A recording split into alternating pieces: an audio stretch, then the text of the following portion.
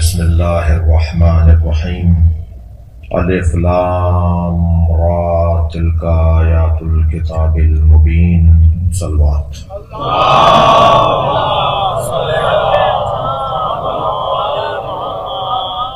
سورہ مبارکہ یوسف کی آج بسم اللہ پہ غور کرنے کا ارادہ ہے۔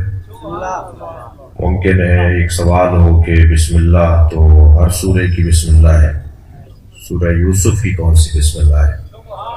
تو پہلا پیغام آج کے بیان کا یہ ہے کہ ہر سورہ کی بسم اللہ اسی سورہ کی بسم اللہ ہے، کسی اور سورہ کی بسم اللہ نہیں ہے۔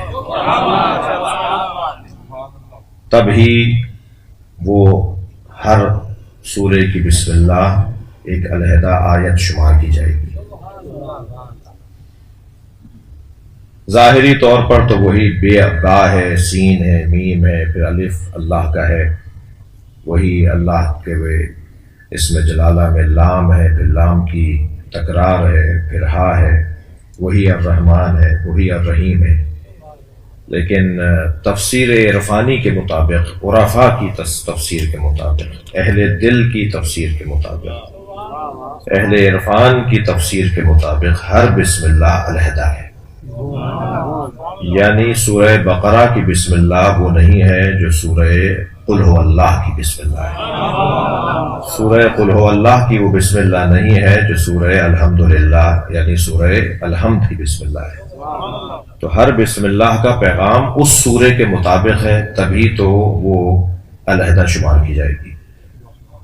آغاز بیان ہے اور آج بسم اللہ پر ہم غور کریں گے، اور مجھ جیسا ایک کم وضاحت اور ایک معمولی طالب علم بھی بسم اللہ الرحمن الرحیم پر ایک سے زیادہ نشستوں کے لیے حاضر رہ سکتا ہے، لیکن ہمارا ارادہ نہیں ہے کہ ہم آج کے بعد والی نشست میں بھی اسی بیان کو مسلسل رکھیں۔ یعنی پیغام اور مطالب اتنے زیادہ ہیں اور بسم اللہ کے عنوان پر گفتگو اتنی زیادہ ہے کہ ایک مجلس، ایک نشست اور 1 گھنٹے کی گفتگو اس کے لیے ناکافی ہے، مگر ہم کوشش کریں گے کہ آج ہی اسے مکمل کر دیا جائے۔ یعنی بسم اللہ الرحمن الرحیم پر غور اپنا جتنا کر سکتے ہیں اتنا کر لیں۔ میرا ایک سوال ہے، قرآن کے طالب علموں سے ایک سوال ہے، اور الحمدللہ ہم سب قرآن کے طالب علم ہیں۔ جب تک ہم زندہ ہیں اور ہمیں ہمارے سانس آ جا رہے ہیں تو ہمیں قرآن کی طالب علمی کا شرف حاصل ہے۔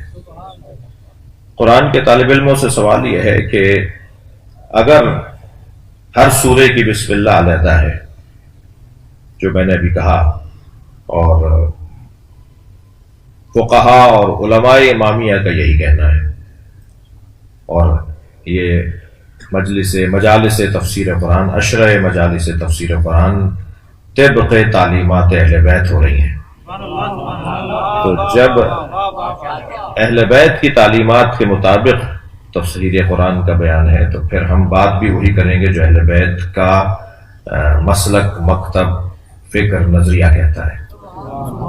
تو جب ہر سورہ کی بسم اللہ علیحدہ ہے تو یہ چھپا ہوا قرآن ہے۔ مثال کے طور پر کسی بھی ادارے کا، کسی بھی علاقے کا، اور آپ جو مفسرین اہل تشیع ہیں ان کے ترجمے بھی آپ دیکھ لیجئے جا کر، یہاں بسم اللہ الرحمن الرحیم پر آیت کا پہلا نشان نہیں لکھا ہوا۔ ابھی آپ کی وہ ہے کہ آپ پریکٹیکل نہیں کر سکتے، لیکن آپ مجھ پہ یقین کر لیجئے اور گھر جا کے دیکھ لیجئے گا، اور ایسا آپ نے دیکھا بھی ہوگا۔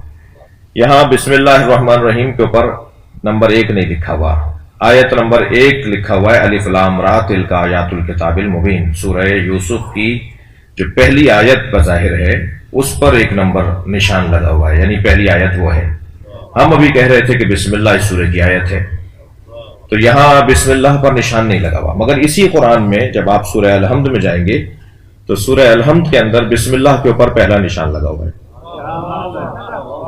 یعنی سورہ الحمد میں بسم اللہ الرحمن الرحیم پہلی آیت ہے، الحمدللہ رب العالمین دوسری ہے، الرحمن الرحیم تیسری ہے، مالک یوم الدین وہ گنیے چوتھی ہے، ایاک نعبد و ایاک نستعین پانچویں ہے، اہدنا الصراط المستقیم چھٹی ہے، صراط الذین انعمت علیہم غیر المغضوب علیہم ساتویں ہے۔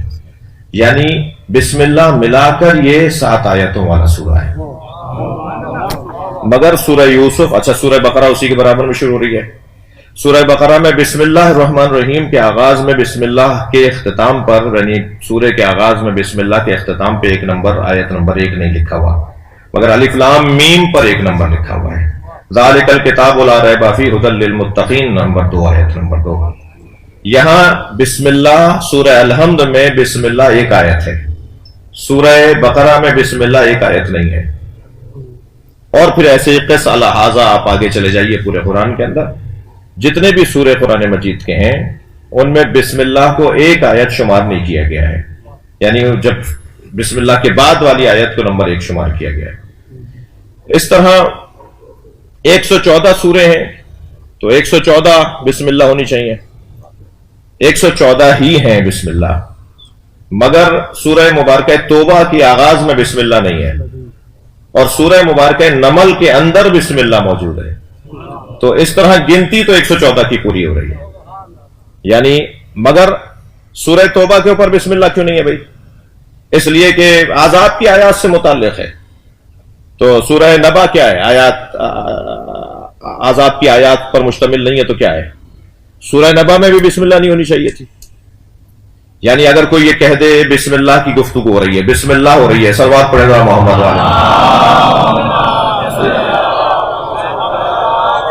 اور ماہ مبارک ہے اور رمضان کا مہینہ ہے اور قرآن پہ غور اور تدبر کا مہینہ ہے، قرآن پڑھنے کا مہینہ ہے. تو اگر بسم اللہ ہر سورے کا جز ہے تو ایک تو ہر سورے کے آغاز میں بسم اللہ کو خود 1 آیت شمار کیا جاتا جو سورہ الحمد میں شمار کیا گیا، مگر باقی سوروں میں نہیں کیا گیا. پھر 114 سورے ہیں تو 114 بسم اللہ ہونی چاہیے، مگر سورہ توبہ کے اوپر بسم اللہ نہیں لکھی ہوئی. اور سورہ نمل کے اندر 2 دفعہ بسم اللہ ہے، یعنی آغاز میں بھی بسم اللہ ہے اور اندر بھی بسم اللہ. انہو من سلیمان انہو بسم اللہ الرحمن الرحیم. جب بلقیس کو انہوں نے خط لکھا حضرت سلیمان نے، تو جو خط لکھا تھا اس کا آغاز انہوں نے انہو من سلیمان انہو بسم اللہ الرحمن الرحیم، یہ سلیمان کی طرف سے ہے اور یہ ہے بسم اللہ الرحمن الرحیم کے ذریعے سے. خط جو انہوں نے آغاز کیا نا خط لکھنے کا، تو اس طرح سے خط لکھا انہوں نے. تو وہاں بسم اللہ 2 مرتبہ ہے سورہ مبارکہ نمل کے اندر، آغاز میں بھی اور اندر بھی. اور سورہ توبہ پر بسم اللہ نہیں ہے، تو عدد تو پورا ہو رہا ہے. لیکن کیوں وہاں توبہ کے اوپر بسم اللہ نہیں ہے؟ اس لیے کہ توبہ جواب جو دیا گیا ہے، میں اس کے جواب کا جواب دے رہا ہوں کہ اگر اس لیے سورہ توبہ کے آغاز میں بسم اللہ الرحمن الرحیم نہیں ہے کہ کیونکہ وہ عذاب کی آیت ہے، اور عذاب کی آیت جب پڑھی جاتی ہے تو بسم اللہ پڑھ کے نہیں پڑھی جاتی.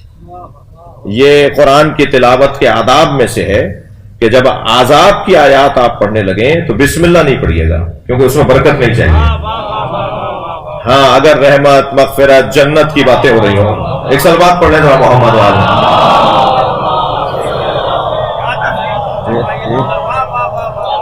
کیوں جہاں رحمتوں اور برکتوں کی بات ہو وہاں بسم اللہ سے بات شروع کی جائے. تو اگر یہی قاعدہ ہے، یہی قانون ہے اور ہے یہی قاعدہ ہے، تو پھر اور بھی تو بہت سے سورے ہیں کہ جن کا آغاز عذاب کی آیات پر مشتمل ہے. بحث بھائی یہ نہیں ہے، مسئلہ اصل میں یہ نہیں ہے. یہ میں نے تھوڑا سا سجایا ہے، بنایا ہے، منتقل کیا ہے اپنے پیغام کو کہ یہ اصلی مسئلہ کیا ہے. کیوں اچھا وہاں تو قرآن مجبوری تھی ان کی کہ یہ بسم اللہ کے ساتھ بسم اللہ لگاتے، سورہ الحمد کے ساتھ بسم اللہ لگاتے. کہاں؟ الحمدللہ رب العالمین میں مجبوری تھی کہ یہ سورہ مبارکہ الحمد کے آغاز میں بسم اللہ کو گنتی میں لاتے، اس لیے کہ ایک اور آیت میں سورہ ہجر کی ایک آیت میں، اور آیت کا نشان ہے 87 نمبر آیت میں، سورہ ہجر کی 87 نمبر آیت میں اللہ نے کیونکہ سورہ الحمد کو 7 مثانی کہہ دیا، یعنی 7 آیتوں والا سورہ، تو اگر بسم اللہ کو ہٹائیں گے تو 6 آیتوں پر ہے سورہ. وہ سورہ 6 آیتوں پر ہے. بسم اللہ کو جوڑیں گے تو 7 آیتیں بنیں گی، کیونکہ ایک اور جگہ اللہ نے سورہ الحمد کو 7 آیتوں والا سورہ کہا ہے. تو مجبور ہو کر بسم اللہ کو جوڑ لیا، ماننا پڑا، اللہ نے منوایا کہ بسم اللہ سورے کا حصہ ہے. اور جگہوں پر کیوں نہیں بسم اللہ کو مان رہے؟ وہ ہے بغض علی. جی جی، بغض علی کی وجہ سے، مولا علی کے بغض کی وجہ سے سوروں میں سے بسم اللہ کی گنتی ختم کر دی. میں دلیل دوں گا، بات کروں گا، تفسیر کے بیان ہے. یہ صرف نعرہ لگانے والا مجمع نہیں ہے، یہ سمجھنے اور سننے کے لیے آیا ہے نا، اور دلیل سے بات ہوگی. سارے سوروں کے آغاز سے بسم اللہ کو ہٹا دیا. اور عجیب بات ہے، بغض علی میں یہ بغیر بسم اللہ کے نماز پڑھتے ہیں. نماز شروع کر دیتے ہیں اور بسم اللہ نہیں پڑھتے. تو نماز کیا نماز جس میں بسم اللہ نہ ہو؟ آپ جا کے پڑھ لیجئے گا، میں پڑھتا ہوں، صلوات پڑھے گا محمد و آل محمد. میں مصلحت امت کی خاطر پڑھتا ہوں نماز ان کے پیچھے، میں حکم فقہا کی خاطر پڑھتا ہوں ان کے پیچھے نماز، مگر وہ بسم اللہ نہیں پڑھتے. جی کعبے میں نہیں پڑھتے، کہیں نہیں پڑھتے. ممکن ہے آج والے جو نہیں پڑھ رہے ان کے ذہن میں بغض علی نہ ہو، مگر جنہوں نے انہیں لائن پہ لگایا، جنہوں نے انہیں لائن پر لگایا ہے اور بسم اللہ کے بغیر نمازیں پڑھوائی ہیں، یعنی نماز ہی بسم اللہ کے بغیر ہے. میرا مزاج آپ جانتے ہیں، میں متعصب مولوی نہیں ہوں. میرا مزاج آپ جانتے ہیں کہ میں سنی شیعہ اتحاد کا صرف قائل نہیں ہوں بلکہ مربج اور محرک ہوں. صرف قائل نہیں ہوں، محرک بھی ہوں اور مشوق بھی ہوں، اور چاہتا ہوں کہ یہ کام آگے بڑھے. مگر عجیب بات نہیں ہے، شاید یہ جو آج بسم اللہ کے بغیر نمازیں پڑھ رہے ہیں انہیں شاید بغض علی نہ ہو، شاید نہ ہو. میرے لیے مشکل ہے کہ میں ان پر یہ الزام لگاؤں، لیکن جنہوں نے انہیں لائن پر ڈالا ہے اس کے ذہن میں بغض علی تھا، اس کے ذہن میں بغض علی تھا. اس لیے کہ جب توجہ مولا علی یہ فرمائے کہ اے ابن عباس قلم کاغذ اٹھاؤ، میں تمہیں بسم اللہ کی تفسیر سناتا ہوں، اور اے ابن عباس 70 اونٹ بھی اگر کاغذوں سے بھر جائیں گے تو بسم اللہ کی تفسیر مکمل نہیں ہو پائے گی. اور ابن عباس کہتے ہیں کہ میں کاغذ قلم لے کر بیٹھا تھا اور علی مجھے لکھوانے بیٹھے. بعد از عشاء ہم لکھنے بیٹھے اور علی مجھے لکھوا رہے تھے، لکھو بسم اللہ کی یہ تفسیر ہے. اور صبح کاذب کے آثار نمودار ہونا شروع ہوئے، صبح صادق آمد تھی. پھر بھی علی نے کہا اب نماز فجر کا وقت ہو گیا، اس لیے قلم روک دو ورنہ بسم اللہ کی تفسیر سے زیادہ ہے. ساری رات ہم بسم اللہ کی تفسیر سنتے رہے، میں سنتا رہا، علی لکھواتے رہے، میں لکھتا رہا، مگر بسم اللہ کی تفسیر مکمل نہیں ہوئی. اور پھر فرمایا کہ اے ابن عباس سارے قرآن کا جو نچوڑ ہے وہ سورہ مبارکہ الحمد میں ہے، اور سورہ مبارکہ الحمد کا جو دم اور طاقت اور اسارہ اور خلاصہ ہے وہ بسم اللہ الرحمن الرحیم میں ہے، اور بسم اللہ کی جو طاقت ہے وہ بائے بسم اللہ میں. اور فرمایا انا نقطۃ تحت الباء، اور بے کے بسم اللہ کی بے کے نیچے کا نقطہ میں علی. میں آج اتفاق سے آپ کے سامنے بیان کرنے کی غرض سے تیاری کچھ پرانی ہے، کچھ نئی تیاری کرنی ہوتی ہے جب اس طرح کی نشستیں ہوتی ہیں. تو آج ایک مرتبہ اور اپنے مطالب میں اور اپنے علم میں اضافے کے لیے مطالعہ کر رہا تھا تو حضرت آیت اللہ روح اللہ الموسوی الامام الخمینی کا ایک بیان مجھے نظر آیا اس بسم اللہ کے حوالے سے. اور بسم اللہ کی تفسیر کرتے ہوئے انہوں نے اس حدیث کو اس مولا کے فرمان کو انا نقطۃ تحت الباء اس کے اوپر کچھ دیر گفتگو فرمائی، کیونکہ مطلب ان کا ہے، گہرائی ان کی ہے، پیغام ان کا ہے، تو انہی کے نام سے بیان کروں گا. وہ کہتے ہیں کہ اگرچہ اس حدیث کی سند پر قیل و قال ہے، اب جو ان کے الفاظ ہیں، اگرچہ اس حدیث کی، ظاہر ہے میں بھی جب بات کر رہا ہوں تو یہ 4 تو رسانے ہیں جو پوری دنیا میں ہمیں پہنچا رہے ہیں، اور ظاہر بعد میں مجھ سے کوئی خط بھی لکھ سکتا ہے، کوئی مجھے میل بھی کر سکتا ہے کہ مولانا آپ شما خود کو کچھ سمجھیں یا نہ سمجھیں، لوگ آپ کو کچھ سمجھتے ہیں تو اسی کی لاج رکھ لیتے ہیں.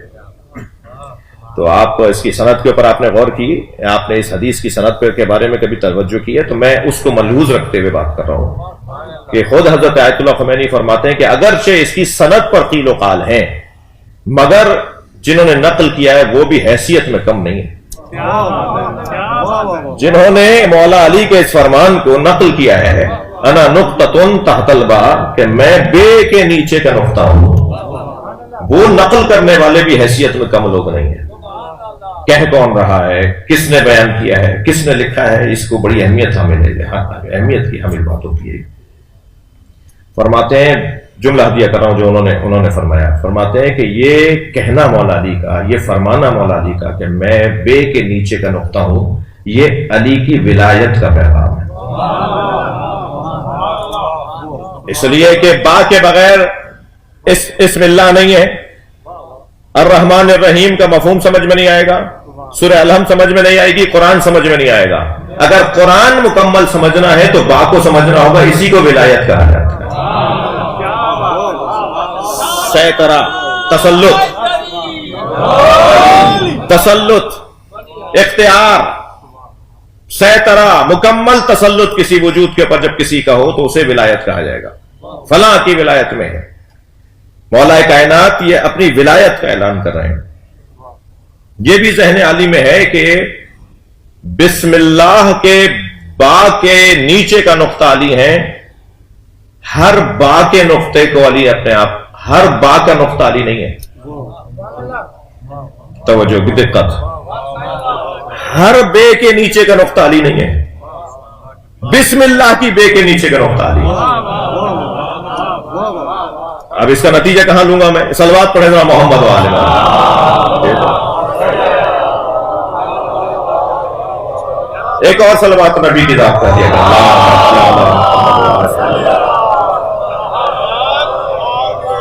پہلی بات تو, پہلی دلیل تو یہ کہ مولا نے یہ جو فرمایا انا نقطۃ تحت الباء, میں بے کے نیچے کا نقطہ ہوں, یہ بسم اللہ کی تفسیر بیان کرتے ہوئے فرمایا ہے. یعنی آپ نے بسم اللہ کی بے کو کہا ہے کہ اس کے نیچے کا نقطہ میں ہوں. دوسری بات یہ کہ بسم اللہ کی جو با ہے اور با کے جو نیچے کا نقطہ ہے وہ بسم اللہ کا, پھر سورہ الحمد کا, پھر پورے قرآن کا پیغام پہنچا رہا ہے.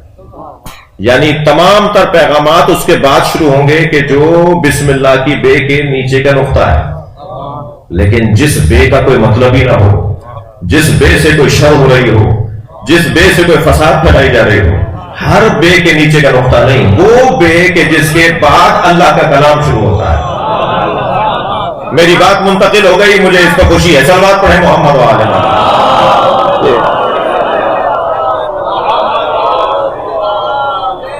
اب دیکھیے بے کے 3 معنی بیان کیے علماء کرام تشریف فرمائے, صاحبان دقت بیٹھے ہیں, عربی گرامر سے وابستہ لوگ تشریف فرمائے, دینی مدارس کے چند شخصیات تشریف فرمائے. با کی 3 قسمیں ہیں, جیسے من کی بھی کچھ قسمیں ہیں, الا کی بھی کچھ قسمیں ہیں, فی کی کچھ قسمیں ہیں. جی با کی 3 قسمیں, بائے استعانت, بائے مصاحبت اور بائے ابتدا. یعنی با جہاں لکھا جاتا ہے تو اس سے مراد ہوتا ہے کہ میں ابتدا کرتا ہوں اللہ. اب مثلا بسم اللہ کو لے لیجیے, اگر با یہاں بسم اللہ کے نیچے کی با ابتدا کے معنی میں ہے تو ترجمہ کیا ہوگا؟ مصاحبت کے معنی میں ہے تو ترجمہ کیا ہوگا؟ استعانت کے معنی میں ہے تو ترجمہ کیا ہوگا؟ کیا ترجمہ کریں گے ہم بسم اللہ کا؟ اگر وہ ابتدا کے معنی میں ہے, آپ میری اس گفتگو سے خفا تو نہیں ہو رہے ہیں. اگر استعانت کے معنی میں ہے تو کیا, ابتدا کے معنی میں کیا؟ تو ابتدا کے معنی میں اگر ہم با کو لیں گے مراد تو ترجمہ ہوگا کہ ابتدا کرتا ہوں اللہ کے نام سے جو رحمان اور رحیم ہے. لہذا جہاں کہیں آپ کو یہ ترجمہ لکھا ہوا نظر آئے وہ ترجمہ غلط نہیں ہے. ابتدا کرتا ہوں اللہ کے نام سے, اللہ کے جو رحمان و رحیم ہے, یہ ہوا ابتدا کے معنی میں با.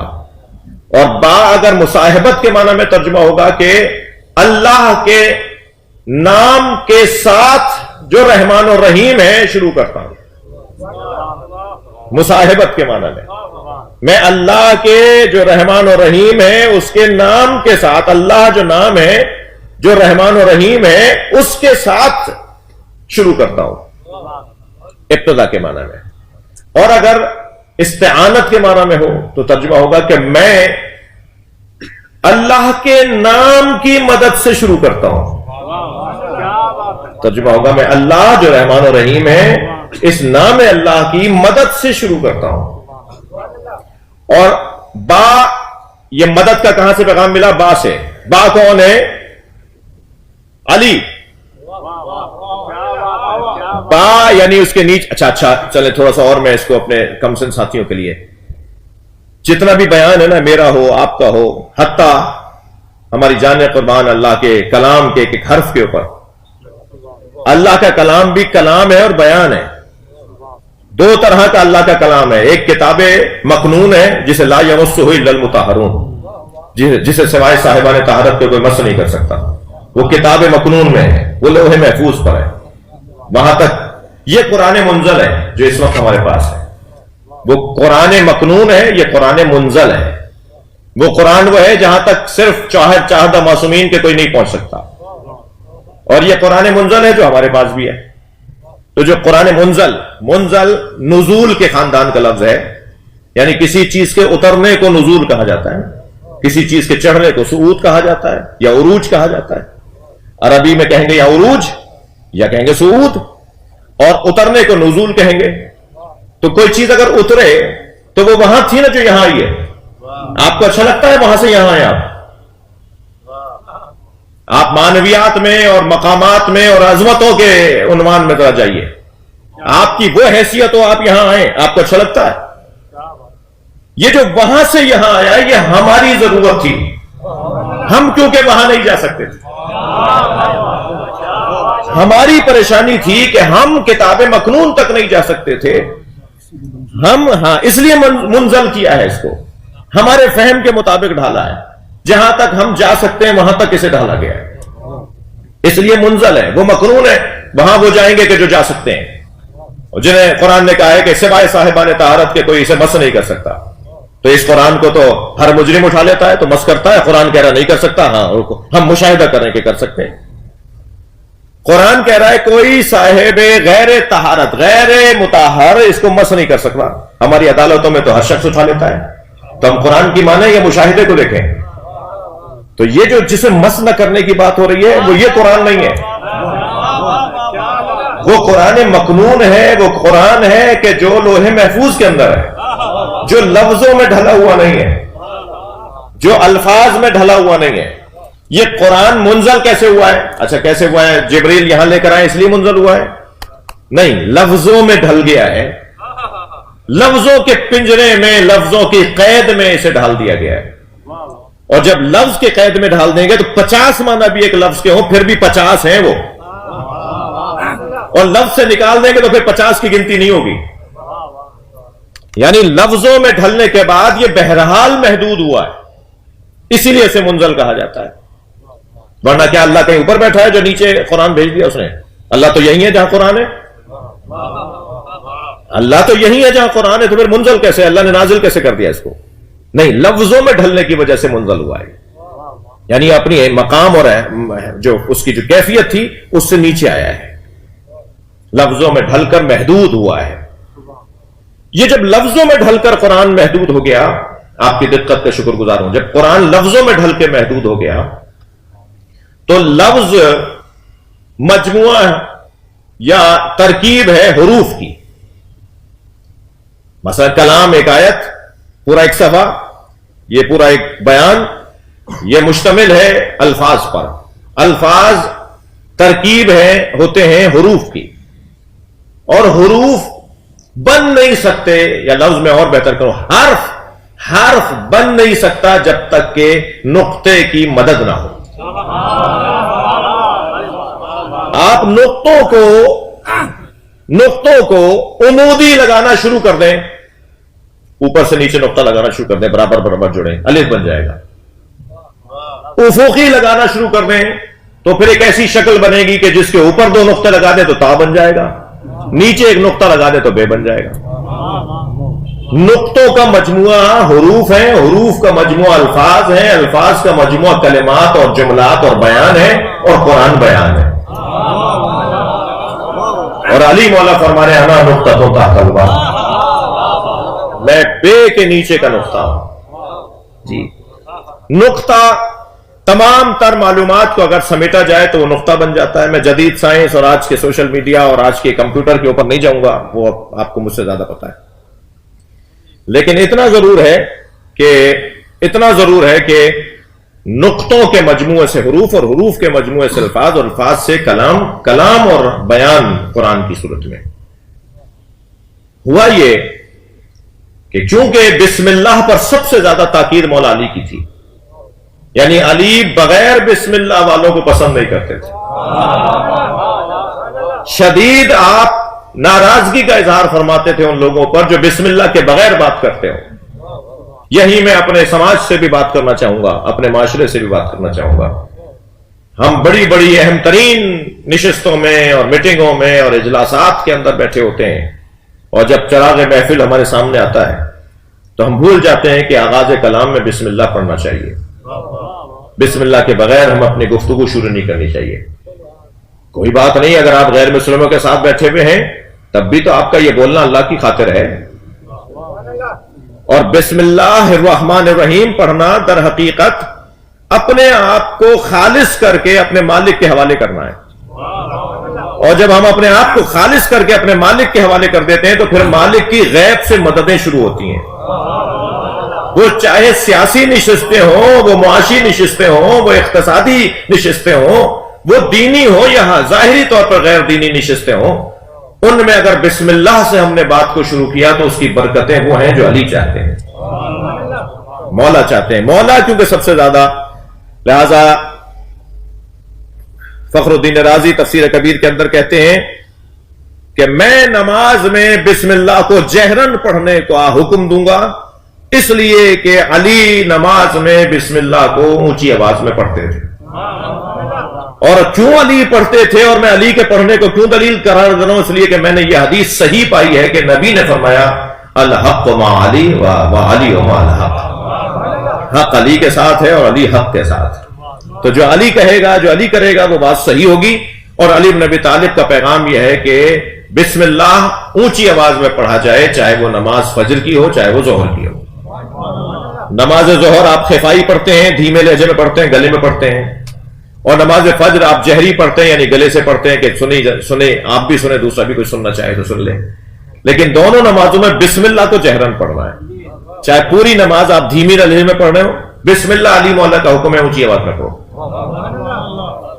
اور کیونکہ کثرت سے مولا کائنات بسم اللہ کی تلاوت کرتے تھے اور بسم اللہ کو پسند کرتے تھے، اس لیے سب سے پہلے علی کی بغض میں، علی کے بغض میں، علی کے دشمنی میں ایک شخص نے جب مدینہ منورہ میں سرکاری نماز پڑھائی، صلوات پڑھنے ذرا محمد،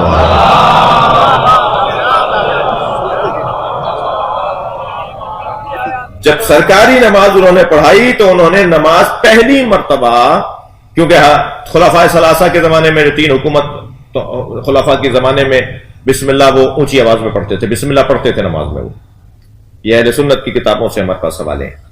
لیکن ایک شخص آیا اور اس نے پہلی مرتبہ سرکاری نماز میں بسم اللہ کے بغیر نماز پڑھائی، تو یہاں نماز مکمل ہوئی کہ صحابہ کرام نے آوازیں دینا شروع کی، اور آواز سب سے پہلی یہ اٹھی جس پہ دوسری آواز اٹھی، پھر تیسری آواز اٹھی، اور اس آواز میں آواز ملائی گئی، اور وہ آواز یہ تھی کہ یا فلانا اسرقت الصلاۃ ام نسیتا، اینا بسم اللہ الرحمن الرحیم۔ صحابی محترم نے آواز دے کر کہ اے فلاں، نام لیا، نام لکھا ہوا ہے میرے پاس بھی، میں نہیں لے رہا، اے فلاں کیا تم نماز بھول گئے ہو یا تم نے بسم اللہ چرا لی ہے؟ بسم اللہ ہے کہاں؟ تمہاری نماز میں تو بسم اللہ ہی نہیں ہے۔ صحابہ کرام کو برا لگا، اور پھر آواز پر آواز ملائی گئی، اور باقاعدہ مدینہ منورہ میں احتجاج ہوا بسم اللہ ہٹانے پر، مگر صاحب پیسے کا تو کرشمہ ہے، طاقت کا تو روب اور جلال تاریخ اس کے اوپر گواہ ہے۔ باقاعدہ کام کیا گیا کہ بسم اللہ کو نمازوں سے ہٹایا جائے، اس لیے کہ بسم اللہ علی سے منسوب ہے اور علی بسم اللہ کو پسند کرتا ہے۔ کیسا انسان ہے یہ، علی کے بغض میں اللہ کو بھی چھوڑ دیتا ہے۔ اس نے علی کے بغض میں اللہ کو بھی چھوڑ دیا، یہ تو ذکر اللہ کا ہو رہا تھا نا، لہذا خطرناک ماحول بنا اور بسم اللہ کو نمازوں سے نکال دیا گیا، اور آج سواد اعظم بغیر بسم اللہ کے نماز پڑھتی ہے۔ صلوات پڑھ لیں ذرا محمد والے۔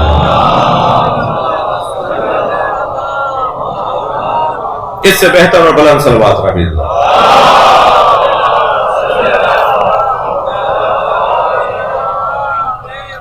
الحمدللہ آپ کی توجہات میرے ساتھ ہیں۔ بسم اللہ کی فضیلت، اس کے 19 حروف ہیں اور دوزخ کے داروغہ بھی 19 ہیں۔ دوزخ میں پھینکنے اور پٹکنے والے بھی جو اللہ نے فرشتے قرار دیے ہیں، جو لوگوں کو ادھر سے ادھر پھینکیں گے، ادھر سے ادھر ڈالیں گے، وہ بڑے لوگ، وہ ان کے نیچے بھی پھر پوری ٹیم ہے ان کی، وہ 19 ہیں۔ تو یہاں بسم اللہ الرحمن الرحیم کے 19 حروف ہیں، تو جو بسم اللہ کو کثرت سے پڑھے گا وہ 19 ان لوگوں سے محفوظ رہے گا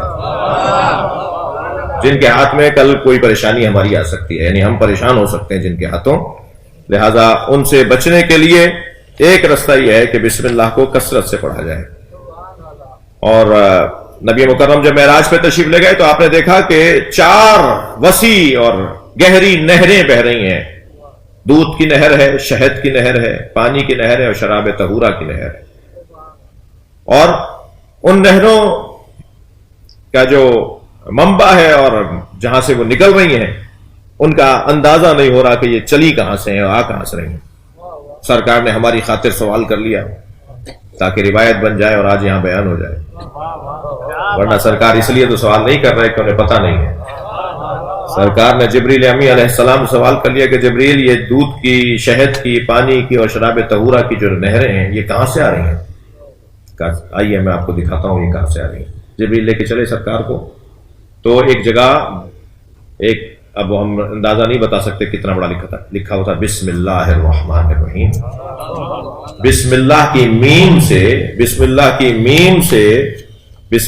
میم سے پانی کی نہر بہ رہی تھی، اور اللہ کی ہے سے دودھ کی نہر بہ رہی تھی، اور رحمان کی نون سے شہد کی نہر بہ رہی تھی، اور رحیم کی میم سے شراب طہورہ کی نہر بہ رہی تھی۔ کچھ منظر بنائیے، کچھ آپ نقشہ بنائیے، کوئی ڈرائنگ بنائے گا تو کیسے بنے گی، کوئی پینٹنگ کرے گا تو کیا نظر آئے گا کہ یہ چاروں جنت کی جو نہریں ہیں، جو جنت میں 4 نہریں ہیں، وہ بسم اللہ سے نکلنے والی نہریں ہیں۔ اور معصومین کا فرمان ہے کہ بسم اللہ کے بغیر جو کام شروع کیا جاتا ہے وہ ابتر، وہ کام مکمل نہیں ہوتا، اس میں برکت نہیں رہتی۔ کل سے ہم شروع کریں گے سورہ مبارکہ یوسف کو۔ قرآن مجید میں 7 ایسے سورے ہیں جو انبیاء کرام کے ناموں سے شروع ہوئے ہیں، جن سوروں کے نام انبیاء کے ناموں پر ہیں۔ سورہ ہود ہے، سورہ ابراہیم ہے، سورہ یونس ہے، سورہ نوح ہے، سورہ لقمان ہے، سورہ یوسف ہے اور سورہ محمد ہے۔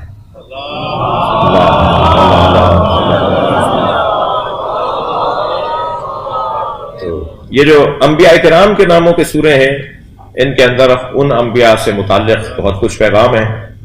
اور سورہ یوسف جو سورہ قرآن کا 12واں سورہ ہے، اور اس میں حضرت یوسف سے متعلق پیغامات ہیں، مگر کیونکہ اللہ کے یوسف کا بیان ہے تو پھر حضرت زہرا کے یوسفوں کا بیان بھی اس میں ہے، یعنی ایک ایسا یوسف کہ جو ایک استعارہ بن جائے۔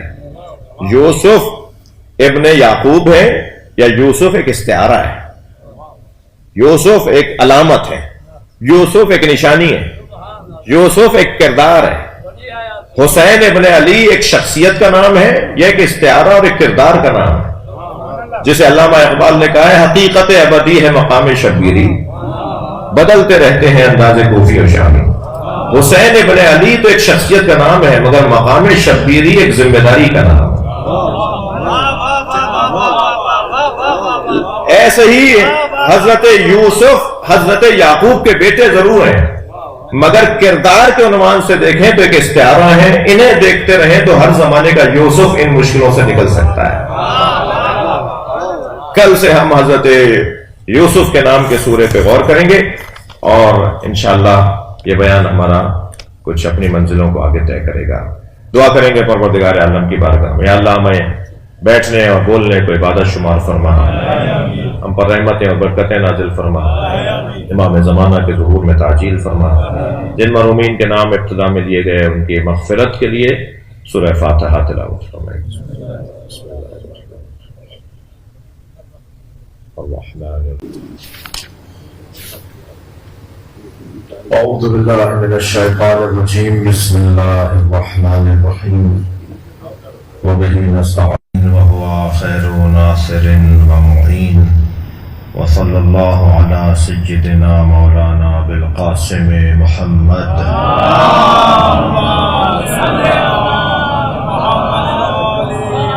وآله الطيبين الطاهرين المعصومين الذين قال الله إنما يريد الله ليذهب عنكم الرجس أهل البيت ويطهركم تطهيرا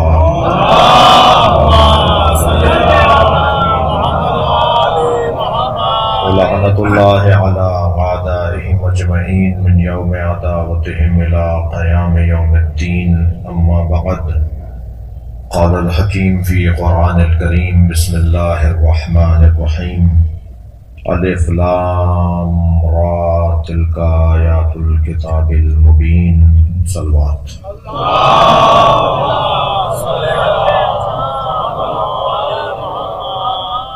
سورہ مبارکہ یوسف کی آج بسم اللہ پہ غور کرنے کا ارادہ ہے۔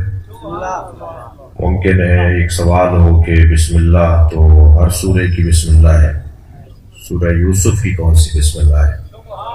تو پہلا پیغام آج کے بیان کا یہ ہے کہ ہر سورہ کی بسم اللہ اسی سورہ کی بسم اللہ ہے، کسی اور سورہ کی بسم اللہ نہیں ہے۔ تب ہی وہ ہر سورہ کی بسم اللہ ایک علیحدہ آیت شمار کی جائے گی۔ ظاہری طور پر تو وہی با ہے، سین ہے، میم ہے، پھر الف اللہ کا ہے، وہی اللہ کے اسم جلالہ میں لام ہے، پھر لام کی تکرار ہے، پھر ہا ہے، وہی الرحمن ہے، وہی الرحیم ہے۔ لیکن تفسیر عرفانی کے مطابق، عرفاء کی تفسیر کے مطابق، اہل دل کی تفسیر کے مطابق، اہل عرفان کی تفسیر کے مطابق ہر بسم اللہ علیحدہ ہے۔ یعنی سورہ بقرہ کی بسم اللہ وہ نہیں ہے جو سورہ قل هو اللہ کی بسم اللہ ہے، سورہ قل هو اللہ کی وہ بسم اللہ نہیں ہے جو سورہ الحمدللہ یعنی سورہ الحمد کی بسم اللہ ہے۔ تو ہر بسم اللہ کا پیغام اس سورہ کے مطابق ہے، تبھی تو وہ علیحدہ شمار کی جائے گی۔ آغاز بیان ہے اور آج بسم اللہ پر ہم غور کریں گے، اور مجھ جیسا ایک کم وضاحت اور ایک معمولی طالب علم بھی بسم اللہ الرحمن الرحیم پر ایک سے زیادہ نشستوں کے لیے حاضر رہ سکتا ہے، لیکن ہمارا ارادہ نہیں ہے کہ ہم آج کے بعد والی نشست میں بھی اسی بیان کو مسلسل رکھیں۔ یعنی پیغام اور مطالب اتنے زیادہ ہیں اور بسم اللہ کے عنوان پر گفتگو اتنی زیادہ ہے کہ ایک مجلس، ایک نشست اور 1 گھنٹے کی گفتگو اس کے لیے ناکافی ہے، مگر ہم کوشش کریں گے کہ آج ہی اسے مکمل کر دیا جائے۔ یعنی بسم اللہ الرحمن الرحیم پر غور اپنا جتنا کر سکتے ہیں اتنا کر لیں۔ میرا ایک سوال ہے، قرآن کے طالب علموں سے ایک سوال، اور الحمدللہ ہم سب قرآن کے طالب علم ہیں، جب تک ہم زندہ ہیں اور ہمیں ہمارے سانس آ جا رہے ہیں تو ہمیں قرآن کی طالب علمی کا شرف حاصل ہے۔ قرآن کے طالب علموں سے سوال یہ ہے کہ اگر ہر سورہ کی بسم اللہ علیحدہ ہے، جو میں نے ابھی کہا، اور فقہا اور علماء امامیہ کا یہی کہنا ہے، اور یہ مجالس تفسیر قرآن، عشرہ مجالس تفسیر قرآن طبق تعلیمات اہل بیت ہو رہی ہیں، تو جب اہل بیت کی تعلیمات کے مطابق تفسیر قرآن کا بیان ہے تو پھر ہم بات بھی وہی کریں گے جو اہل بیت کا مسلک، مکتب، فکر، نظریہ کہتا ہے۔ تو جب ہر سورہ کی بسم اللہ لیتا ہے تو یہ چھپا ہوا قرآن ہے، مثال کے طور پر کسی بھی ادارے کا، کسی بھی علاقے کا، اور آپ جو مفسرین تشیع ہیں ان کے ترجمے بھی آپ دیکھ لیجئے جا کر، یہاں بسم اللہ الرحمن الرحیم پر آیت کا پہلا نشان نہیں لکھا ہوا، ابھی آپ کی وہ ہے کہ آپ پریکٹیکل نہیں کر سکتے، لیکن آپ مجھ پہ یقین کر لیجئے اور گھر جا کے دیکھ لیجئے گا، اور ایسا آپ نے دیکھا بھی ہوگا۔ یہاں بسم اللہ الرحمن الرحیم کے اوپر نمبر 1 نہیں لکھا ہوا، آیت نمبر 1 لکھا ہوا ہے الف لام را تلک آیات الکتاب المبین۔ سورہ یوسف کی جو پہلی آیت بظاہر ہے اس پر 1 نمبر نشان لگا ہوا ہے، یعنی پہلی آیت وہ ہے۔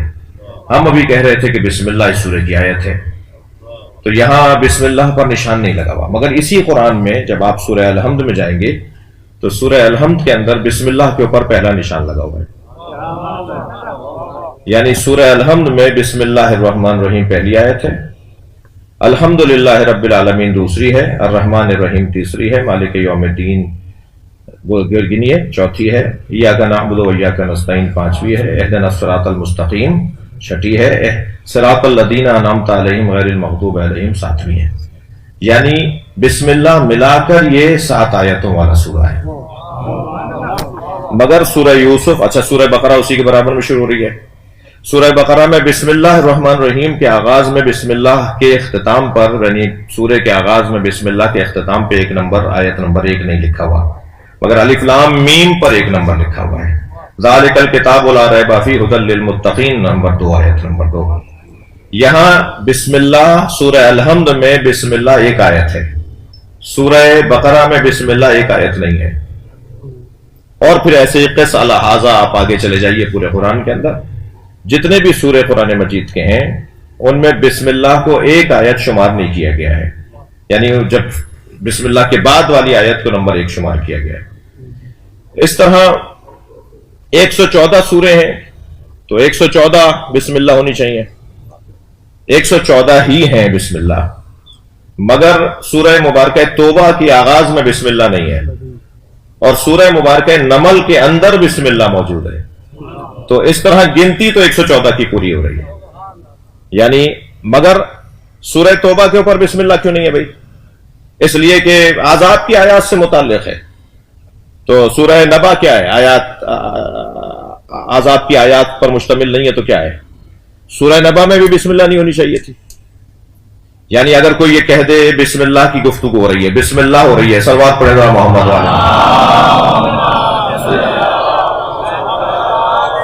اور ماہ مبارک ہے اور رمضان کا مہینہ ہے اور قرآن پہ غور اور تدبر کا مہینہ ہے، قرآن پڑھنے کا مہینہ ہے، تو اگر بسم اللہ ہر سورے کا جز ہے تو ایک تو ہر سورے کے آغاز میں بسم اللہ کو خود 1 آیت شمار کیا جاتا جو سورہ الحمد میں شمار کیا گیا، مگر باقی سوروں میں نہیں کیا گیا۔ پھر 114 سورے ہیں تو 114 بسم اللہ ہونی چاہیے، مگر سورہ توبہ کے اوپر بسم اللہ نہیں لکھی ہوئی، اور سورہ نمل کے اندر 2 دفعہ بسم اللہ ہے، یعنی آغاز میں بھی بسم اللہ ہے اور اندر بھی بسم اللہ، انہو من سلیمان انہو بسم اللہ الرحمن الرحیم۔ جب بلقیس کو انہوں نے خط لکھا حضرت سلیمان نے، تو جو خط لکھا تھا اس کا آغاز انہوں نے انہو من سلیمان انہو بسم اللہ الرحمن الرحیم، یہ سلیمان کی طرف سے ہے اور یہ ہے بسم اللہ الرحمن الرحیم کے ذریعے سے۔ خط جو انہوں نے آغاز کیا نا خط لکھنے کا، تو اس طرح سے خط لکھا انہوں نے، تو وہاں بسم اللہ 2 مرتبہ ہے سورہ مبارکہ نمل کے اندر، آغاز میں بھی اور اندر بھی، اور سورہ توبہ پر بسم اللہ نہیں ہے، تو عدد تو پورا ہو رہا ہے۔ لیکن کیوں وہاں توبہ کے اوپر بسم اللہ نہیں ہے؟ اس لیے کہ جی توبہ جواب جو دیا گیا ہے، میں اس کے جواب کا جواب دے رہا ہوں کہ اگر اس لیے سورہ توبہ کے آغاز میں بسم اللہ الرحمن الرحیم نہیں ہے کہ کیونکہ وہ عذاب کی آیت ہے، اور عذاب کی آیت جب پڑھی جاتی ہے تو بسم اللہ پڑھ کے نہیں پڑھی جاتی۔ یہ قرآن کی تلاوت کے آداب میں سے ہے کہ جب عذاب کی آیات آپ پڑھنے لگیں تو بسم اللہ نہیں پڑھیے گا، کیونکہ اس میں برکت نہیں چاہیے۔ ہاں اگر رحمت، مغفرت، جنت کی باتیں ہو رہی ہوں، ایک سال بعد پڑھ لیں گا محمد والا،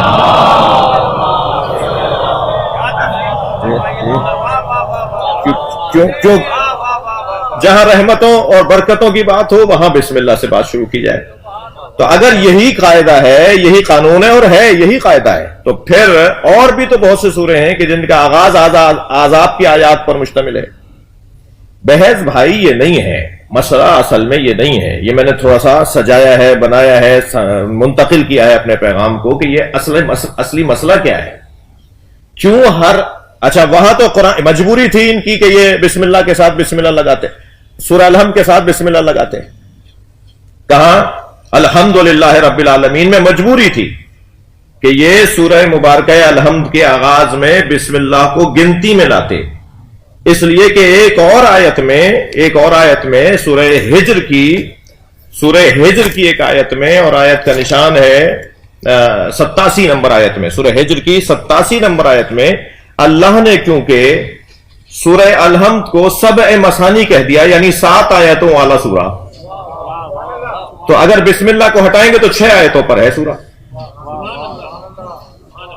وہ سورہ 6 آیتوں پر ہے، بسم اللہ کو جوڑیں گے تو 7 آیتیں بنیں گی، کیونکہ ایک اور جگہ اللہ نے سورہ الحمد کو 7 آیتوں والا سورہ کہا ہے، تو مجبور ہو کر بسم اللہ کو جوڑ لیا، ماننا پڑا، اللہ نے منوایا کہ بسم اللہ سورے کا حصہ ہے۔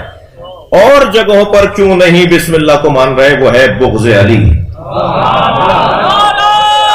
جی بغض علی کی وجہ سے، مولا علی کے بغض کی وجہ سے سوروں میں سے بسم اللہ کی گنتی ختم کر دی۔ میں دلیل دوں گا، بات کروں گا، تفسیر کے بیان ہے، یہ صرف نعرہ لگانے والا مجمع نہیں ہے، یہ سمجھنے اور سننے کے لیے آیا ہے نا، اور دلیل سے بات ہوگی۔ سارے سوروں کے آغاز سے بسم اللہ کو ہٹا دیا، اور عجیب بات ہے بغض علی میں یہ بغیر بسم اللہ کے نماز پڑھتے ہیں، نماز شروع کر دیتے ہیں اور بسم اللہ نہیں پڑھتے، پھر نماز کیا نماز جس میں بسم اللہ نہ ہو؟ آپ جا کے پڑھ لیجئے گا، میں پڑھتا ہوں، صلوات پڑھے گا محمد و آل محمد، میں مصلحت امت کی خاطر پڑھتا ہوں نماز ان کے پیچھے، میں حکم فقہا کی خاطر پڑھتا ہوں ان کے پیچھے نماز، مگر وہ بسم اللہ نہیں پڑھتے، جی کعبے میں نہیں پڑھتے، کہیں نہیں پڑھتے۔ ممکن ہے آج والے جو نہیں پڑھ رہے ان کے ذہن میں بغض علی نہ ہو، مگر جنہوں نے انہیں لائن پہ لگایا ہے اور بسم اللہ کے بغیر نمازیں پڑھوائی ہیں، یعنی نماز ہی بسم اللہ کے بغیر ہے۔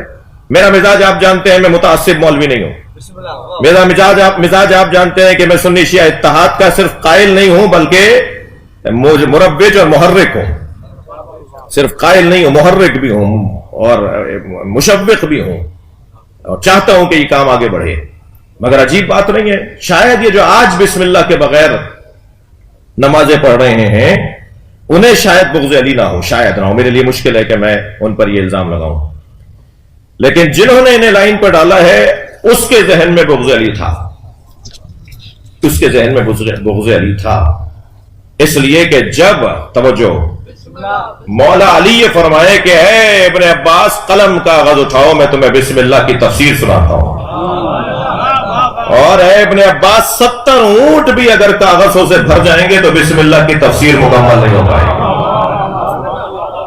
اور ابن عباس کہتے ہیں کہ میں کاغذ قلم لے کر بیٹھا تھا اور علی مجھے لکھوانے بیٹھے، بعد از عشاء ہم لکھنے بیٹھے اور علی مجھے لکھوا رہے تھے، لکھو بسم اللہ کی یہ تفسیر ہے، اور صبح کاذب کے آثار نمودار ہونا شروع ہوئے، صبح صادق آمد تھی، پھر بھی علی نے کہا اب نماز فجر کا وقت ہو گیا، اس لیے قلم روک دو ورنہ بسم اللہ کی تفسیر سے زیادہ ہے۔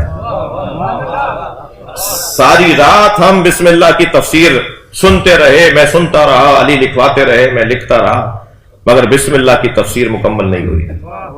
اور پھر فرمایا کہ اے ابن عباس سارے قرآن کا جو نچوڑ ہے وہ سورہ مبارکہ الحمد میں ہے، اور سورہ مبارکہ الحمد کا جو دم اور طاقت اور اسارہ اور خلاصہ ہے وہ بسم اللہ الرحمن الرحیم میں، اور بسم اللہ کی جو طاقت ہے وہ بائے بسم اللہ میں، اور فرمایا انا نقطۃ تحت الباء، اور بے کے بسم اللہ کی بے کے نیچے کا نقطہ میں علی۔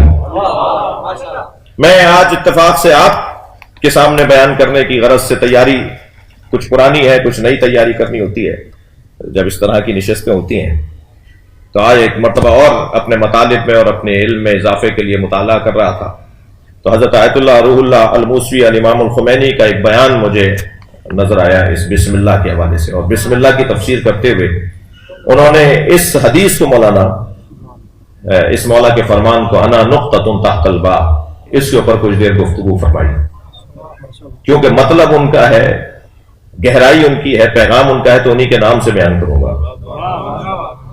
وہ کہتے ہیں کہ اگرچہ اس حدیث کی سند پر قیل و قال ہے، اب جو ان کے الفاظ ہیں، اگرچہ اس حدیث کی، ظاہر ہے میں بھی جب بات کر رہا ہوں تو یہ 4 تو رسانے ہیں جو پوری دنیا میں ہمیں پہنچا رہے ہیں، اور ظاہر بعد میں مجھ سے کوئی خط بھی لکھ سکتا ہے، کوئی مجھے میل بھی کر سکتا ہے کہ مولانا آپ شما خود کو کچھ سمجھیں یا نہ سمجھیں، لوگ آپ کو کچھ سمجھتے ہیں تو اسی کی لاج رکھ لیتے ہیں۔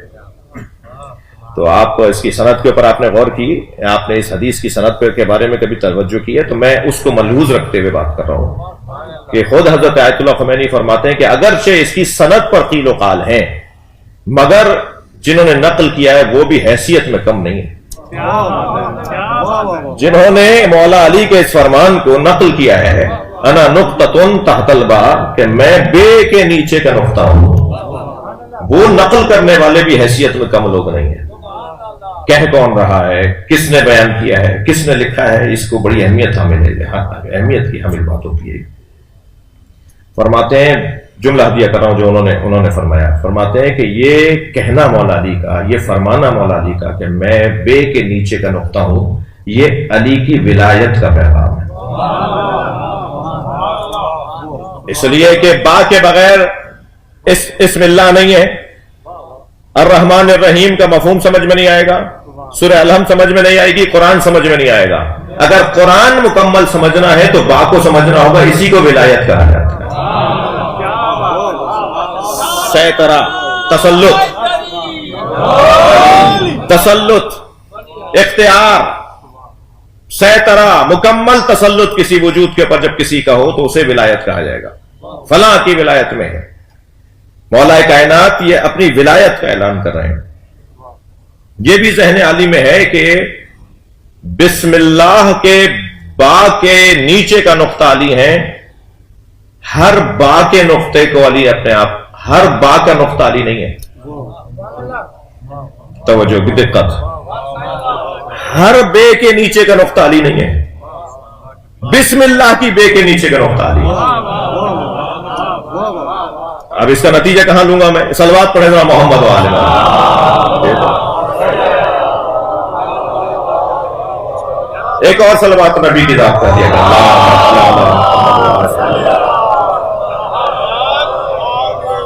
پہلی بات تو، پہلی دلیل تو یہ کہ مولا نے یہ جو فرمایا انا نقطۃ تحت الباب، میں بے کے نیچے کا نقطہ ہوں، یہ بسم اللہ کی تفسیر بیان کرتے ہوئے فرمایا ہے، یعنی آپ نے بسم اللہ کی بے کو کہا ہے کہ اس کے نیچے کا نقطہ میں ہوں۔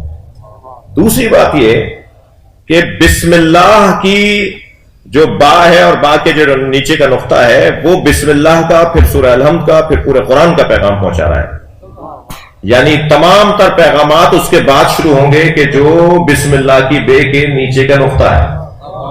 لیکن جس بے کا کوئی مطلب ہی نہ ہو، جس بے سے کوئی شر ہو رہی ہو، جس بے سے کوئی فساد پھیلائی جا رہی ہو، ہر بے کے نیچے کا نقطہ نہیں، وہ بے کہ جس کے بعد اللہ کا کلام شروع ہوتا ہے۔ میری بات منتقل ہو گئی، مجھے اس پر خوشی ہے۔ صلوات پڑھیں محمد وآل محمد۔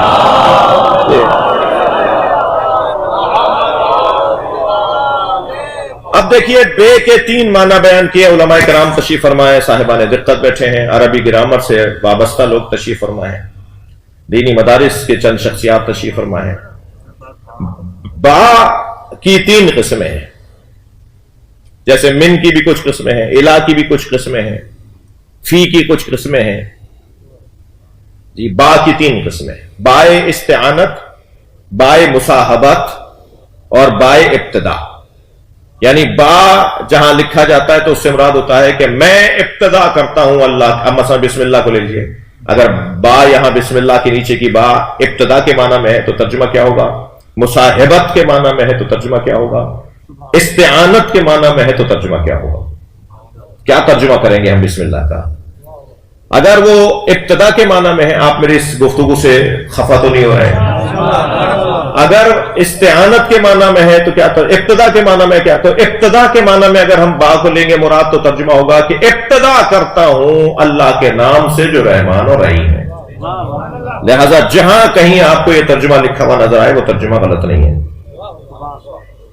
ابتدا کرتا ہوں اللہ کے نام سے، اللہ کے جو رحمان و رحیم ہے. یہ ہوا ابتدا کے معنی میں با. اور با اگر مصاحبت کے معنی میں ترجمہ ہوگا کہ اللہ کے نام کے ساتھ جو رحمان و رحیم ہے شروع کرتا ہوں. مصاحبت کے معنی میں اللہ کے جو رحمان و رحیم ہے اس کے نام کے ساتھ، اللہ جو نام ہے جو رحمان و رحیم ہے اس کے ساتھ شروع کرتا ہوں ابتدا کے معنی میں. اور اگر استعانت کے معنی میں ہو تو ترجمہ ہوگا کہ میں اللہ کے نام کی مدد سے شروع کرتا ہوں. ترجمہ ہوگا میں اللہ جو رحمان و رحیم ہے اس نام اللہ کی مدد سے شروع کرتا ہوں. اور با، یہ مدد کا کہاں سے پیغام ملا؟ با سے. با کون ہے؟ علی. با یعنی اس کے نیچے. اچھا چلے تھوڑا سا اور میں اس کو اپنے کم سن ساتھیوں کے لیے، جتنا بھی بیان ہے نا، میرا ہو آپ کا ہو، حتیٰ ہماری جان قربان اللہ کے کلام کے ایک حرف کے اوپر. اللہ کا کلام بھی کلام ہے اور بیان ہے. دو طرح کا اللہ کا کلام ہے. ایک کتاب مکنون ہے جسے لا یمسہ الا المطہرون، جسے سوائے صاحبان طہارت کے کوئی مس نہیں کر سکتا. وہ کتاب مکنون میں ہے، وہ لوح محفوظ پر ہے. وہاں تک یہ قرآن منزل ہے جو اس وقت ہمارے پاس ہے. وہ قرآن مکنون ہے، یہ قرآن منزل ہے. وہ قرآن وہ ہے جہاں تک صرف چاہدہ معصومین کے کوئی نہیں پہنچ سکتا. اور یہ قرآن منزل ہے جو ہمارے پاس بھی ہے. تو جو قرآن منزل نزول کے خاندان کا لفظ ہے، یعنی کسی چیز کے اترنے کو نزول کہا جاتا ہے، کسی چیز کے چڑھنے کو صعود کہا جاتا ہے یا عروج کہا جاتا ہے. عربی میں کہیں گے یا عروج یا کہیں گے صعود، اور اترنے کو نزول کہیں گے. تو کوئی چیز اگر اترے تو وہ وہاں تھی نا جو یہاں آئی ہے. آپ کو اچھا لگتا ہے وہاں سے یہاں آئے. آپ معنویات میں اور مقامات میں اور عظمتوں کے عنوان میں ذرا جائیے. آپ کی وہ حیثیت ہو، آپ یہاں آئے، آپ کو اچھا لگتا ہے. یہ جو وہاں سے یہاں آیا یہ ہماری ضرورت تھی. ہم کیونکہ وہاں نہیں جا سکتے تھے، ہماری پریشانی تھی کہ ہم کتاب مکنون تک نہیں جا سکتے تھے. ہم اس لیے منزل کیا ہے، اس کو ہمارے فہم کے مطابق ڈھالا ہے. جہاں تک ہم جا سکتے ہیں وہاں تک اسے ڈھالا گیا ہے، اس لیے منزل ہے. وہ مکنون ہے، وہاں وہ جائیں گے کہ جو جا سکتے ہیں، جنہیں قرآن نے کہا ہے کہ سوائے صاحبان طہارت کے کوئی اسے مس نہیں کر سکتا. تو اس قرآن کو تو ہر مجرم اٹھا لیتا ہے تو مس کرتا ہے. قرآن کہہ رہا نہیں کر سکتا. ہاں ہم مشاہدہ کریں کہ کر سکتے ہیں. قرآن کہہ رہا ہے کوئی صاحب غیر طہارت، غیر مطہر اس کو مس نہیں کر سکتا. ہماری عدالتوں میں تو ہر شخص اٹھا لیتا ہے. تو ہم قرآن کی مانیں یا مشاہدے کو دیکھیں؟ تو یہ جو جسے مس نہ کرنے کی بات ہو رہی ہے وہ یہ قرآن نہیں ہے. وہ قرآن مکنون ہے. وہ قرآن ہے کہ جو لوح محفوظ کے اندر ہے، جو لفظوں میں ڈھلا ہوا نہیں ہے، جو الفاظ میں ڈھلا ہوا نہیں ہے. یہ قرآن منزل کیسے ہوا ہے؟ اچھا کیسے ہوا ہے؟ جبریل یہاں لے کر آئے اس لیے منزل ہوا ہے؟ نہیں، لفظوں میں ڈھل گیا ہے. لفظوں کے پنجرے میں، لفظوں کی قید میں اسے ڈھال دیا گیا ہے. اور جب لفظ کے قید میں ڈھال دیں گے تو 50 معنی بھی ایک لفظ کے ہوں پھر بھی 50 ہیں وہ، اور لفظ سے نکال دیں گے تو پھر 50 کی گنتی نہیں ہوگی. یعنی لفظوں میں ڈھلنے کے بعد یہ بہرحال محدود ہوا ہے، اسی لیے اسے منزل کہا جاتا ہے. ورنہ کیا اللہ کہیں اوپر بیٹھا ہے جو نیچے قرآن بھیج دیا اس نے؟ اللہ تو یہی ہے جہاں قرآن ہے. اللہ تو یہی ہے جہاں قرآن ہے، تو پھر منزل کیسے؟ اللہ نے نازل کیسے کر دیا اس کو؟ نہیں، لفظوں میں ڈھلنے کی وجہ سے منزل ہوا ہے.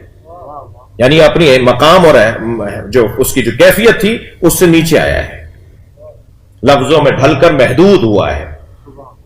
یہ جب لفظوں میں ڈھل کر قرآن محدود ہو گیا، آپ کی دقت کا شکر گزار ہوں، جب قرآن لفظوں میں ڈھل کے محدود ہو گیا تو لفظ مجموعہ یا ترکیب ہے حروف کی.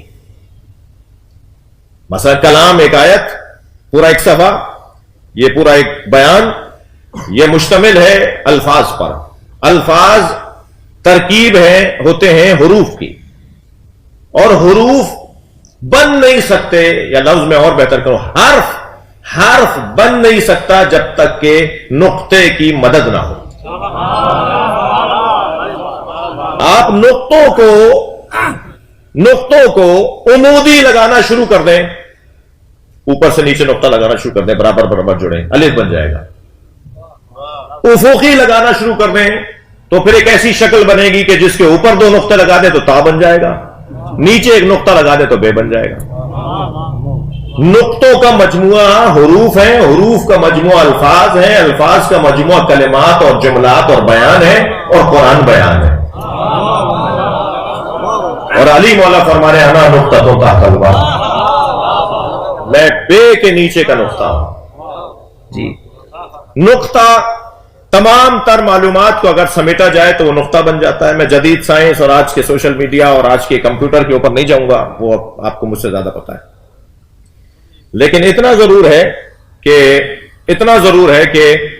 نقطوں کے مجموعے سے حروف اور حروف کے مجموعے سے الفاظ اور الفاظ سے کلام اور بیان قرآن کی صورت میں ہوا۔ یہ کہ چونکہ بسم اللہ پر سب سے زیادہ تاکید مولا علی کی تھی، یعنی علی بغیر بسم اللہ والوں کو پسند نہیں کرتے تھے، شدید آپ ناراضگی کا اظہار فرماتے تھے ان لوگوں پر جو بسم اللہ کے بغیر بات کرتے ہو۔ یہی میں اپنے سماج سے بھی بات کرنا چاہوں گا، اپنے معاشرے سے بھی بات کرنا چاہوں گا۔ ہم بڑی بڑی اہم ترین نشستوں میں اور میٹنگوں میں اور اجلاسات کے اندر بیٹھے ہوتے ہیں، اور جب چراغ محفل ہمارے سامنے آتا ہے تو ہم بھول جاتے ہیں کہ آغاز کلام میں بسم اللہ پڑھنا چاہیے، بسم اللہ کے بغیر ہم اپنی گفتگو شروع نہیں کرنی چاہیے۔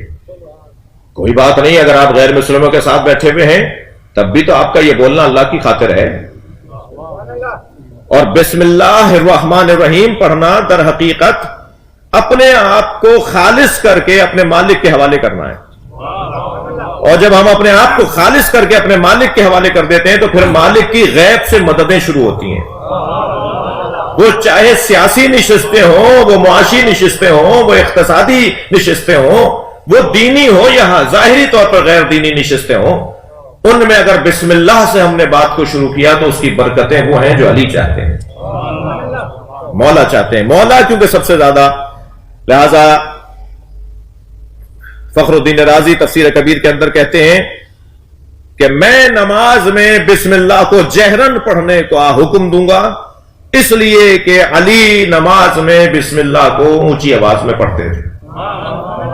اور کیوں علی پڑھتے تھے اور میں علی کے پڑھنے کو کیوں دلیل قرار دے رہا ہوں؟ اس لیے کہ میں نے یہ حدیث صحیح پائی ہے کہ نبی نے فرمایا الحق مع علی و علی مع الحق، حق علی کے ساتھ ہے اور علی حق کے ساتھ۔ تو جو علی کہے گا، جو علی کرے گا، وہ بات صحیح ہوگی۔ اور علی بن ابی طالب کا پیغام یہ ہے کہ بسم اللہ اونچی آواز میں پڑھا جائے، چاہے وہ نماز فجر کی ہو چاہے وہ ظہر کی ہو۔ نماز ظہر آپ خفائی پڑھتے ہیں، دھیمے لہجے میں پڑھتے ہیں، گلے میں پڑھتے ہیں، اور نماز فجر آپ جہری پڑھتے ہیں، یعنی گلے سے پڑھتے ہیں کہ سنیں آپ بھی سنیں، دوسرا بھی کوئی سننا چاہے تو سن لیں۔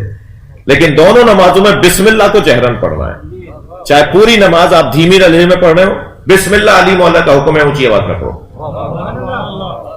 اور کیونکہ کثرت سے مولا کائنات بسم اللہ کی تلاوت کرتے تھے اور بسم اللہ کو پسند کرتے تھے، اس لیے سب سے پہلے علی کے بغض میں علی کے دشمنی میں ایک شخص نے جب مدینہ منورہ میں سرکاری نماز پڑھائی، صلوات پڑھنے ذرا محمد،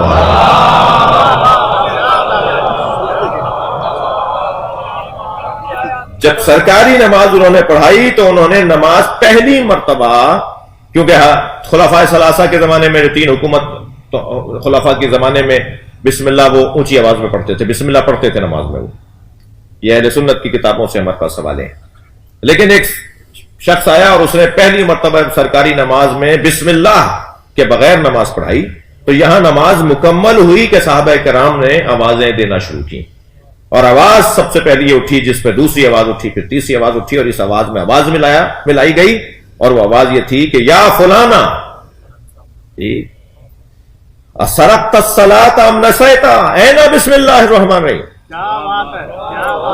صحابی محترم نے آواز دے کر کہ اے فلاں، نام لیا، نام لکھا ہوا ہے میرے پاس بھی، میں نہیں لے رہا، اے فلاں کیا تم نماز بھول گئے ہو یا تم نے بسم اللہ چرا لی ہے؟ بسم اللہ ہے کہاں؟ تمہاری نماز میں تو بسم اللہ ہی نہیں ہے۔ صحابہ کرام کو برا لگا، اور پھر آواز پر آواز ملائی گئی، اور باقاعدہ مدینہ منورہ میں احتجاج ہوا بسم اللہ ہٹانے پر، مگر صاحب پیسے کا تو کرشمہ کرشمہ ہے، طاقت کا تو روب اور جلال تاریخ اس کے اوپر گواہ ہے۔ باقاعدہ کام کیا گیا کہ بسم اللہ کو نمازوں سے ہٹایا جائے، اس لیے کہ بسم اللہ علی سے منسوب ہے اور علی بسم اللہ کو پسند کرتا ہے۔ کیسا انسان ہے یہ، علی کے بغض میں اللہ کو بھی چھوڑ دیتا ہے۔ اس نے علی کے بغض میں اللہ کو بھی چھوڑ دیا، یہ تو ذکر اللہ کا ہو رہا تھا نا۔ لہذا خطرناک ماحول بنا اور بسم اللہ کو نمازوں سے نکال دیا گیا، اور آج سواد اعظم بغیر بسم اللہ کے نماز پڑھتی ہے۔ صلوات پڑھ لیں ذرا محمد علیہ۔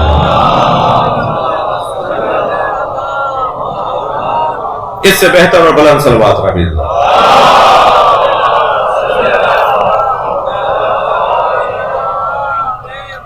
الحمدللہ آپ کی توجہات میرے ساتھ ہیں۔ بسم اللہ کی فضیلت، اس کے 19 حروف ہیں، اور دوزخ کے داروغہ بھی 19 ہیں۔ دوزخ میں پھینکنے اور پٹکنے والے بھی جو اللہ نے فرشتے قرار دیے ہیں، جو لوگوں کو ادھر سے ادھر پھینکیں گے، ادھر سے ادھر ڈالیں گے، وہ بڑے لوگ، وہ ان کے نیچے بھی پھر پوری ٹیم ہے ان کی، وہ 19 ہیں۔ تو یہاں بسم اللہ الرحمن الرحیم کے 19 حروف ہیں، تو جو بسم اللہ کو کثرت سے پڑھے گا وہ 19 ان لوگوں سے محفوظ رہے گا جن کے ہاتھ میں کل کوئی پریشانی ہماری آ سکتی ہے، یعنی ہم پریشان ہو سکتے ہیں جن کے ہاتھوں۔ لہذا ان سے بچنے کے لیے ایک رستہ یہ ہے کہ بسم اللہ کو کثرت سے پڑھا جائے۔ اور نبی مکرم جب معراج پہ تشریف لے گئے تو آپ نے دیکھا کہ 4 وسیع اور گہری نہریں بہ رہی ہیں۔ دودھ کی نہر ہے، شہد کی نہر ہے، پانی کی نہر ہے، اور شراب طہورہ کی نہر ہے۔ اور ان نہروں کا جو منبع ہے اور جہاں سے وہ نکل رہی ہیں، ان کا اندازہ نہیں ہو رہا کہ یہ چلی کہاں سے ہیں اور آ کہاں سے رہی ہیں۔ سرکار نے ہماری خاطر سوال کر لیا تاکہ روایت بن جائے اور آج یہاں بیان ہو جائے، ورنہ سرکار اس لیے تو سوال نہیں کر رہے کہ انہیں پتہ نہیں ہے۔ سرکار نے جبریل امی علیہ السلام سوال کر لیا کہ جبریل، یہ دودھ کی، شہد کی، پانی کی اور شراب طہورہ کی جو نہریں ہیں یہ کہاں سے آ رہی ہیں؟ آئیے میں آپ کو دکھاتا ہوں یہ کہاں سے آ رہی ہیں۔ جبریل لے کے چلے سرکار کو، تو ایک جگہ اب ہم اندازہ نہیں بتا سکتے کتنا بڑا لکھا ہوتا بسم اللہ الرحمن الرحیم۔ بسم اللہ کی میم سے پانی کی نہر بہ رہی تھی، اور اللہ کی ہے سے دودھ کی نہر بہ رہی تھی، اور رحمان کی نون سے شہد کی نہر بہ رہی تھی، اور رحیم کی میم سے شراب طہورہ کی نہر بہ رہی تھی۔ کچھ منظر بنائیے، کچھ آپ نقشہ بنائیے، کوئی ڈرائنگ بنائے گا تو کیسے بنے گی، کوئی پینٹنگ کرے گا تو کیا نظر آئے گا کہ یہ چاروں جنت کی جو نہریں ہیں، جو جنت میں 4 نہریں ہیں، وہ بسم اللہ سے نکلنے والی نہریں ہیں۔ اور معصومین کا فرمان ہے کہ بسم اللہ کے بغیر جو کام شروع کیا جاتا ہے وہ ابتر، وہ کام مکمل نہیں ہوتا، اس میں برکت نہیں رہتی۔ کل سے ہم شروع کریں گے سورہ مبارکہ یوسف کو۔ قرآن مجید میں 7 ایسے سورے ہیں جو انبیاء کرام کے ناموں سے شروع ہوئے ہیں، جن سوروں کے نام انبیاء کے ناموں پر ہیں۔ سورہ ہود ہے، سورہ ابراہیم ہے، سورہ یونس ہے، سورہ نوح ہے، سورہ لقمان ہے، سورہ یوسف ہے، اور سورہ محمد ہے۔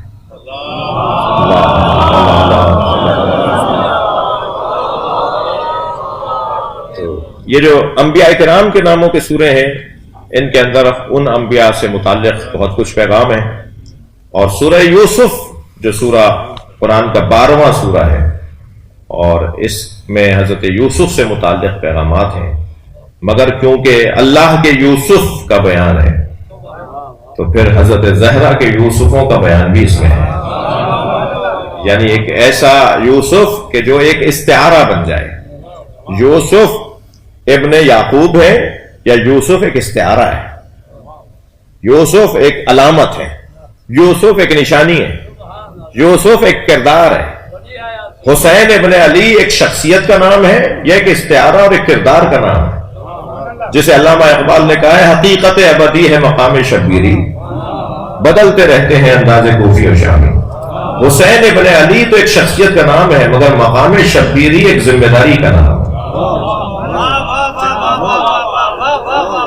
ایسے ہی حضرت یوسف حضرت یعقوب کے بیٹے ضرور ہیں، مگر کردار کے عنوان سے دیکھیں تو ایک استعارہ ہے. انہیں دیکھتے رہیں تو ہر زمانے کا یوسف ان مشکلوں سے نکل سکتا ہے. کل سے ہم حضرت یوسف کے نام کے سورے پہ غور کریں گے، اور انشاءاللہ یہ بیان ہمارا کچھ اپنی منزلوں کو آگے طے کرے گا. دعا کریں گے پروردگار عالم کی بارگاہ میں، یا اللہ ہمیں بیٹھنے اور بولنے کو عبادت شمار فرما، ہم پر رحمتیں اور برکتیں نازل فرما، امام زمانہ کے ظہور میں تعجیل فرما.